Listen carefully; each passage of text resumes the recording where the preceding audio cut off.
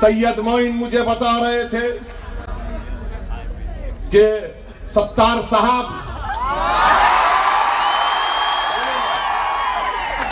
ये बोले हैं, सत्तार साहब को लास्ट मोमेंट तक ठहर जा देते देते देते देते, अभी आ रहा, कल आ रहा, अभी आ रहा, आ रहा आ रहा आ रहा आ रहा आ रहा, आखिर में बोले नहीं आ रहा। सत्तार भाई आ जाओ, तुम्हारा छोटा भाई खड़ा है, आ जाओ, तुम भी आ जाओ। तुमको इज्जत अल्लाह देने वाला है, जिल्लत अल्लाह उनको देगा इंशाअल्लाह ताला। देखो अब्दुल सत्तार, वो सत्तार है और वो अब्दुल सत्तार पर करम करेगा। तुम आ जाओ, हम तुम्हारे साथ खड़े हैं।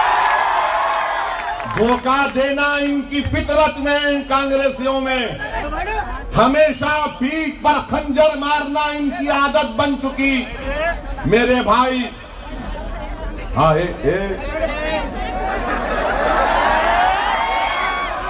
इनकी आदत बन चुकी है, सबको धोखा देते। मकसद क्या है, मैं खुल के बोल रहा हूं आज, ये कभी नहीं बर्दाश्त कर सकते। इम्तियाज जलील जब पार्लियामेंट में बैठते हैं तो आप देखना, ऐसा इम्तियाज जलील को घूर घूर के देखते कांग्रेस वाले, ऐसा लगता है कि कोई जवान, एक जवान खूबसूरत आदमी को देख रहा है। मैंने पूछा कि मेरे को ऐसा नहीं देखते क्यों?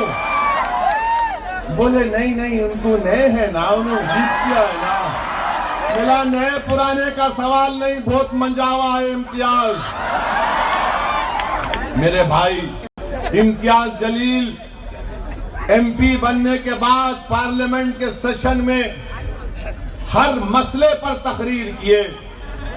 इतनी तकारीर किए कि वो 30 साल का शिवसेना का एमपी औरंगाबाद का अपने 30 साल में जितनी तकारीर किया होगा उसके 50% तकारीर इम्तियाज जलील एक ही सेशन में पूरे कर लिए। क्या किया इम्तियाज जलील ने? औरंगाबाद से फ्लाइट नहीं थी दिल्ली को, मिनिस्टर के पास गए, मुझसे पूछा असद भाई जाओ, मिला बिल्कुल जाओ, बीजेपी से इख्तलाफ है और रहेगा मगर काम लेना है। गए, फ्लाइट का इंतजाम कराए, दिल्ली से इंडिगो की फ्लाइट औरंगाबाद। फिर कहा असद भाई औरंगाबाद से हैदराबाद में बिल्कुल पहले करो, अब इंडिगो से फ्लाइट हैदराबाद को फ्लाइट शुरू करा दिए। कई काम जो नहीं हो रहे थे, एमएलए थे, बस काम नहीं हुए थे, इम्तियाज जलील मेरे सामने फोन उठाकर एक बड़े अफसर से कहे कि क्या साहिब काम होता नहीं होता? तो 10 मिनट के अंदर वो साहिब गाड़ी में आके बोले सर ये सैंक्शन ऑर्डर अभी करा रहा हूं काम। मेरे भाई, इसीलिए कह रहा हूं, हमको अपने नुमाइंदों की जरूरत है। अब भूल जाओ खुदा के लिए सेकुलरिज्म, सेकुलरिज्म। ये मुल्क में अब सेकुलरिज्म अपने बिस्तरे मर्ग पर है, अस्पताल के वेंटिलेटर पर सेकुलरिज्म है। अब हमारी जिम्मेदारी नहीं है, अब हमारी जिम्मेदारी नहीं है। ये जिम्मेदारी कांग्रेस पार्टी की है, ये जिम्मेदारी दूसरे सेकुलर पार्टियों की है। 70 साल हमने बड़ा हक अदा किया, फसादात में अपने बच्चों की कुर्बानी को देखा, अपने घरों की बर्बादी को देखा, इबादतगाह की शहादत को देखा, बेइज्जती को बर्दाश्त किया, नाइंसाफी को बर्दाश्त किया, गुर्बत हमारा मुकद्दर बनाकर रख दिए।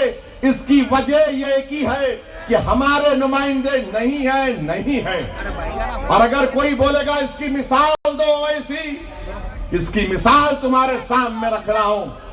याकूब मेमन को फांसी मिली, कौन उसके खिलाफ आवाज उठाया था? मजलिस इत्तेहादुल मुस्लिमीन ने आवाज उठाई। मैंने क्या कहा था कि याकूब मेमन को तुम बचा सकते थे। कैसे बचा सकते थे? क्योंकि हुकूमत हिंद के पास कॉन्स्टिट्यूशन में इख्तियारात हैं कि जब किसी को सुप्रीम कोर्ट फांसी की सजा देता है तो गवर्नमेंट ऑफ इंडिया के पास पावर है कि कैपिटल पनिशमेंट को लाइफ कर सकते, मगर याकूब से नहीं हुआ, रजोना से हुआ।